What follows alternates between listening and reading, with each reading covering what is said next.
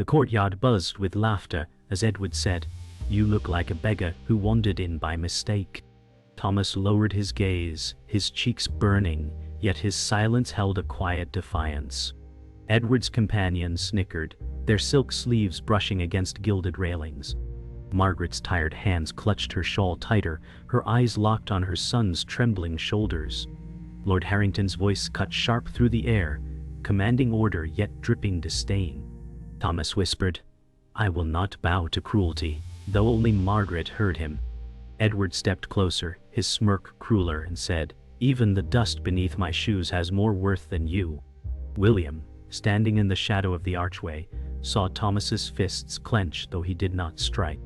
The air thickened, heavy with shame and pride colliding. In that charged silence, the cruelty of wealth crushed dignity, but the boy's storm lay unbroken, waiting to rise. Thomas carried water buckets down the cobbled lane, villagers snickering at his patched clothes. Edward's mocking words still echoed in his mind, striking like lashes. Margaret's soft voice from earlier lingered, "Dignity is stronger than gold." His shoulders ached, but he straightened his back, refusing to bow under the weight. A boy tossed a pebble at him laughing and shouted, "Beggar's child!" Thomas clenched his teeth but said nothing. His silence was not weakness, but a vow. He whispered to himself, "One day, they will know." The buckets sloshed, drenching his torn boots, yet his steps never faltered. Though laughter followed him, his resolve grew heavier than the buckets he bore. Edward lounged in the Harrington Hall, goblet in hand, silk sleeves glowing under chandelier light. He said, "Why does that boy still breathe our air?" His companions laughed, praising his wit. Lord Harrington's icy voice silenced them. "Do not waste your cruelty on vermin." Edward smirked and replied, "Even vermin deserve sport." The echo of his words rang through the hall, dripping venom.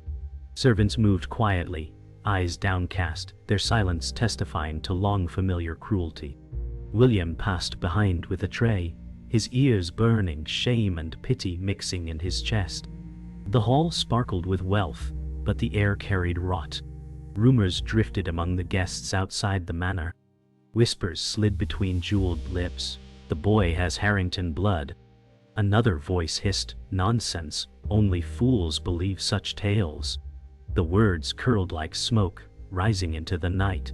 Margaret passed by carrying laundry, her head bowed, yet her ears caught every syllable. She bit her lip, blood welling faintly. Silence sealing truth she dared not voice. Edward's laughter echoed from the hall, feeding the fire of speculation. William lingered at the edge, straining to hear, unease prickling his skin. The crest carved above the doorway loomed ominous, its lines flickering under torchlight as though alive. William stood by the stables, watching Thomas mend a broken harness with steady hands. The boy's face was streaked with sweat, but his eyes glimmered with unbroken fire. William whispered, "They will never see your worth, but I do." Thomas smiled faintly, his only reply a nod. Horses shifted restlessly, hooves clattering against wood as if sensing unease. Margaret approached silently, placing a worn cloth on Thomas's shoulder. She said softly, "Do not let their poison into your heart." Thomas breathed deeply, the weight of the world pressing down. Yet for a moment, hope flickered in his chest. Thomas' hands bled as he hauled sacks of grain across the market square, villagers' eyes following his every move. Edward's jeers echoed in memory, sharper than any wound. The weight bent his shoulders, yet he refused to let them see him falter. Sweat streaked his dirt-covered face as he whispered, "I will endure." Margaret's voice from the morning still lingered, "Pride cannot be stolen if you guard it." A merchant scoffed loudly, "He carries himself like a lord, though he is nothing." Thomas's jaw tightened, his eyes darkened, but his steps never wavered. Every mocking word pressed like stone on his back, but he carried them with the grain, turning scorn into fuel for a storm no one could yet see. Margaret sat by the hearth in their dim cottage, mending torn fabric with calloused fingers. Thomas entered quietly, dropping to his knees beside her. She touched his bruised hand, whispering, "Your silence is strength, not weakness." He looked at her with storm-filled eyes and said, "They will break me only if I let them." Flames crackled, light dancing across her worn face as she pressed a kiss to his knuckles. She sighed. "Their gold is heavy, but it cannot crush the heart." Thomas lowered his head onto her lap, his chest rising and falling with exhaustion, yet within him smoldered the fire of unyielding pride. In the grand hall, Edward paraded before polished mirrors, silk coat gleaming under golden light. He said to his companions, "Even dust clings to me with more grace than that boy." Laughter erupted, shallow and cruel. Edward raised a jeweled goblet, declaring, "Poverty is proof of weakness." His smirk deepened as servants passed silently, burdened by trays yet heavier with shame. Lord Harrington entered, his cold eyes narrowing. He said, "Do not waste words on worms." Edward laughed again, voice sharp. "Worms are meant to crawl beneath boots." The hall glistened with wealth, but cruelty tainted every shimmer. Thomas paused at the riverbank, wiping sweat from his brow as cool water shimmered under moonlight. A villager tossed him a crust of bread with mocking laughter, shouting, "For the dog who fetches!" He caught it, staring at it with clenched jaw. His stomach twisted with hunger, but his pride burned hotter. He dropped the bread into the river, watching the current carry it away. Whispering to himself, "I would rather starve than bow," he let the night wind cool his rage. The river's song seemed to echo his defiance, promising that his silence would one day shatter into thunder. William lingered near the manor gates, watching Thomas pass with slumped shoulders, yet eyes alight with fire. He whispered, "They cannot see what burns in you." The boy paused, his gaze flicking briefly toward William, silent but understood. Edward's laughter rolled from the manor steps, cutting like a blade through the night air. Margaret emerged from the shadows, placing her hand on her son's back. She said, "Walk forward, Thomas, for storms are not defeated by silence alone." His steps grew heavier, but his heart beat stronger. William pressed his lips together, knowing the line between cruelty and reckoning grew thinner with every night. Edward stood in the manor courtyard, his voice loud enough for all to hear. He said, "Thomas cannot even polish boots without shame clinging to him." The crowd laughed, their amusement cruel. Thomas kept scrubbing the marble step, jaw tight, his reflection staring back at him in the wet stone. Edward kicked water from the basin across his back, silk sleeves fluttering as he sneered. "There, you shine better when soaked like a dog." Thomas inhaled sharply, but stayed silent, fury swelling behind his storm-gray eyes. William clenched his fists from the doorway, whispering, "One day silence will strike louder than laughter." Lord Harrington entered the grand hall, velvet coat sweeping the floor, cane striking marble. He said coldly, "Weakness breeds rot." His gaze fell on Thomas, who stood with bucket in hand. Edward smirked, whispering, "Show him what rot looks like." Harrington's cane struck the floor louder. "Strength is honor. You have neither." Thomas's chest rose sharply, but he lowered his head. Margaret's voice echoed in his memory. "Survival is not surrender." Harrington dismissed him with a wave, as if swatting away dust, the weight of rejection pressing heavier than stone. Margaret stood at the cottage window, sewing quietly while shadows deepened. Her hands trembled with exhaustion, but her face showed resolve. She whispered, "Silence shields us, but secrets burn." Thomas, seated by the table, said softly, "What do you hide from me?" She lowered her gaze, eyes shimmering with fear and love. She replied, "Some truths are heavier than hunger." He stared at her, torn between respect and desperation, but said nothing more. The fire snapped in the hearth, casting sparks that danced like unsaid words between them. The manor garden filled with guests as Edward called Thomas forward. He shouted, "Fetch that goblet from my feet." Thomas bent slowly, hands shaking with fury as whispers rose among the crowd. Edward tipped the goblet, spilling wine across Thomas's hand. He laughed, "Even your touch ruins silver." The crowd roared with cruel amusement. Thomas's eyes lifted, glinting with defiance. He muttered, "One day your laughter will choke you." Edward's grin faltered for a moment before twisting sharper. William, watching from the hedge, felt his heart pound with unease at the boy's quiet fire. William lingered near the servants' quarters, hearing hushed whispers of a secret long buried. Two maids spoke in fear. The boy is not what he seems. Another hushed. Blood ties can ruin empires. William's eyes widened, his pulse quickening as the truth pressed against silence. He whispered to himself, "This will break them, not him." Edward's laughter echoed faintly from the distance, but William no longer heard the cruelty, only the tremor of coming storm. His gaze turned skyward, clouds rolling in dark and heavy, as though the heavens themselves prepared for revelation. The manor gates creaked open as Samuel appeared, his boots coated in dust from long roads. Gasps rose from servants, their whispers trembling. "He looks like Edward." His sharp jaw mirrored the Harrington line, though his clothes spoke of poverty. Thomas froze, chest tightening as his eyes met the stranger's. Samuel's stare burned with old wounds, and he said softly, "I returned for what was denied." Edward's laughter rang out, sharp and mocking. "Another rat from the gutter claims our name." Lord Harrington's cane struck stone, his face paling for a heartbeat before steel returned. The air thickened, secrets pressing forward like storm clouds ready to break. Edward stepped forward, smirk twisting sharper. He said, "You expect us to believe a beggar is kin?" Samuel's voice cut cold. "I need no belief, for blood tells truth." Gasps rippled among guests as faces turned from Edward to Samuel, the resemblance undeniable. Margaret, watching from shadows, clutched her shawl as tears welled, her silence screaming louder than words. Lord Harrington barked, "Silence this farce," yet his eyes betrayed flickers of fear. William's chest rose sharply, sensing the first fracture in the Harrington throne. Edward shouted louder, "He is nothing," but his voice cracked, exposing weakness like a blade slipping in battle. Margaret's breath caught as Samuel's voice thundered, "You cast me out to protect your pride." Lord Harrington's face hardened, but his hand tightened on his cane. Thomas's heart pounded, caught between shock and recognition. Margaret whispered through trembling lips, "Enough." Edward spun toward her, sneering, "You dare speak?"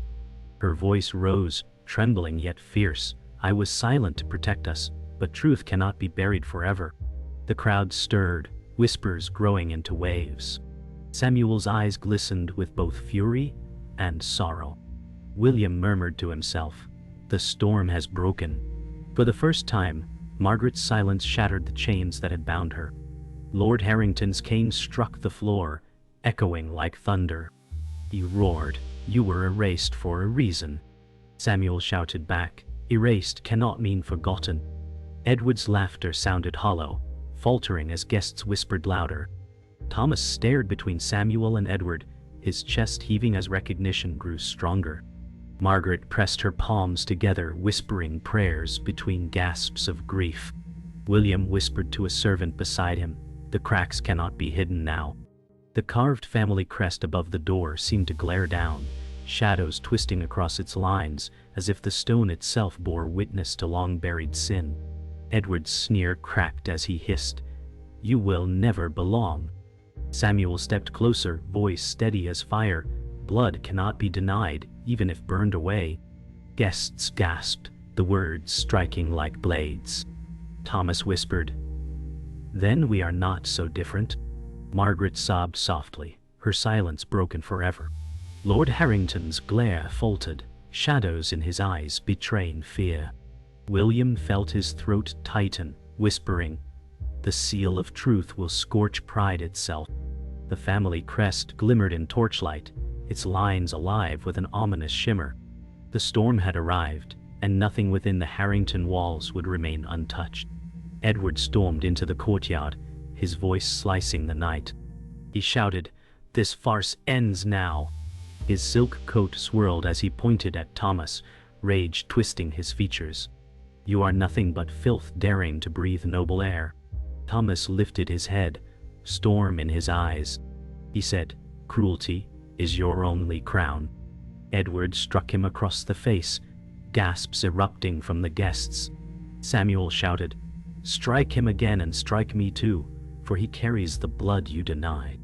Margaret cried out, her trembling voice breaking. "Enough!" Lord Harrington stood frozen, gripping his cane as pride warred with fear. The air shook with the weight of truth about to explode.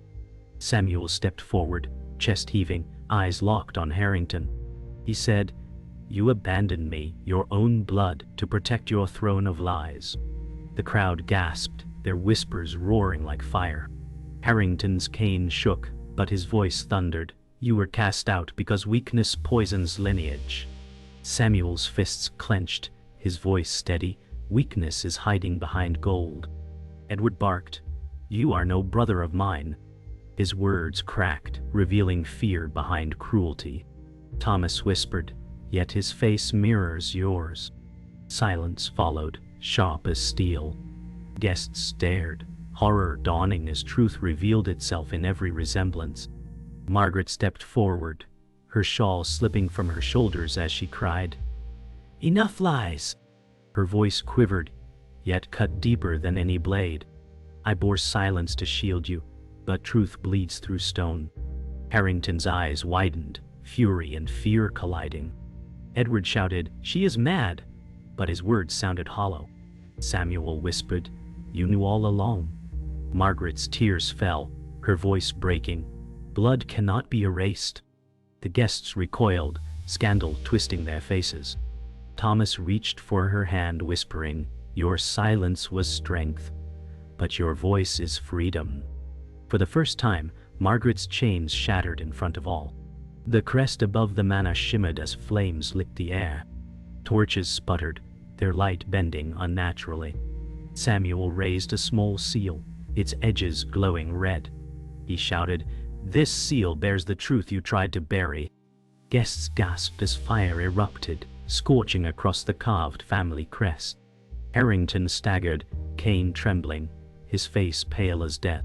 Edward screamed, "No!" but his voice was drowned by the roar of flame. Thomas shielded Margaret as embers fell, yet his eyes never left the burning crest. William whispered from the shadows, "The fire itself judges them now." Silence cracked under thunderous flame. The roar of flames filled the night as Edward stumbled backward, face pale, his arrogance shattered. He shouted, "It's lies, all lies," but none believed him now. Samuel's voice thundered, "Truth burns brighter than your pride." Margaret wept, her tears catching firelight, whispering, "At last." Harrington sank to one knee, cane slipping from his grasp, as the weight of his sins crushed him. Thomas stepped forward, his voice low but unshaken. "You tried to bury us, but the fire reveals what you cannot hide."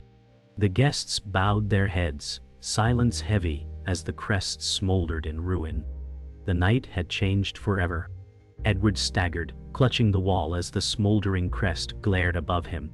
His silk coat, once pristine, was stained with ash and fear. He muttered, "They will not believe you, they cannot." Yet the crowd's eyes turned away, no longer his subjects. His sneer cracked, trembling with shame he could not mask. Samuel stood tall, silent but unyielding, his very presence breaking Edward's illusion. Thomas whispered, "Your throne of mockery is dust." Edward's chest heaved, but no words came, only the hollow rasp of pride collapsing. For the first time he looked small before the very people he once commanded. Lord Harrington's cane lay abandoned on the marble as he dropped into his chair, shoulders trembling.